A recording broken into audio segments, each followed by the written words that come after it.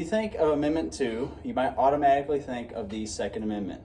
In most scenarios, you would be right. That is the Second Amendment constitutional right of United States American citizens, the right to bear arms.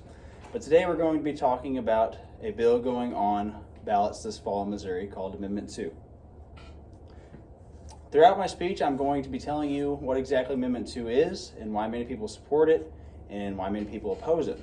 This is a bill that, if passed, is possibly going to influence you, the entire Missouri school system, and I myself have worked in the education field prior to this speech, so I've done extensive research on this topic. Secretary of State.mo.gov provides clear information on the bill. It states the bill will allow the Missouri Gaming Commission to regulate licensed sports wagering, including online sports betting, gambling boats, professional sports betting districts, and mobile license to sports betting operators. The website also continues to state that you have to be 21 years or older to participate in this, so it's not going to be like going into a gas station and buying a scratch-off lottery ticket. You can be 18 years old to do that. It's just going to fall more in line like casinos where you have to be 21 years old to enter and gamble. But what does this have to do with education? The website continues to state that the amendment includes a 10% wagering tax on revenues received to be appropriated for educational institutions in Missouri.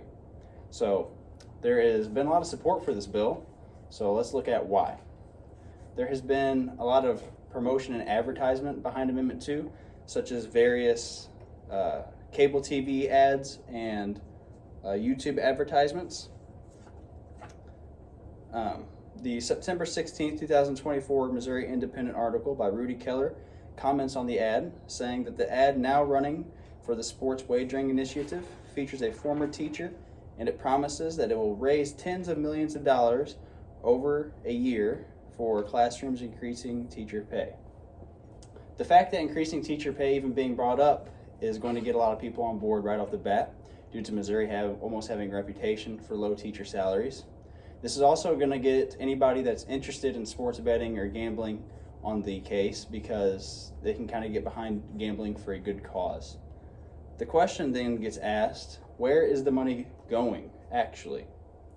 The September 23rd KCU article by Blaze Mesa states that sports betting is projected to generate $29 million in total a year, and $5 million of that will go into a fund to prevent gambling addictions, and the other $24 million will go to public schools and higher education. This information tells us that a large chunk of this money is going to be going to school districts all across the state. Whether that money is used to buy new things for classrooms, such as school books or school supplies, or go to teacher pay, it's promoting itself as a nothing but good bill. But still yet, there's opposition to the bill. So some may ask why. One reason is that many feel like they are being lied about the intent behind the bill. The September 17th Fox 4 KC article written by Jonathan Kentz has a segment where they interviewed Park University Associate Professor of Political Science, Dr. Matt Harris, and he states that Amendment 2 is a bad deal for Missouri. This is a deceptive measure, and it was written by and for the financial benefit of its out-of-state corporate funds. As someone that works in the education field myself, I have heard my coworkers and several people within my field voice their opinion on Amendment 2, many of which believe that it is an empty promise and that the money is not guaranteed to come back to schools. If so, it will not be in the figure of like $24 million like they previously said. It might be much less. Another factor is that many people in Missouri believe that gambling is immoral, unethical, and unhealthy, with lots of proven information to back that up. The January 23rd, 2020 article, BBC article by Ricardo Twomsey and Suki Shergill states that the focus is now shifting to online and mobile gambling, which allows people to gamble 24 hours a day, often with the possibility of setting up automatic bets. Gambling is viewed by some in the realm of drinking and smoking, bad stuff. This is expected in conservative states that follow old traditions like Texas and Missouri, which are examples of states that have fought against gambling in the past. Many Missourians may feel that allowing sports betting will lead to constant stressors for people with gambling problems.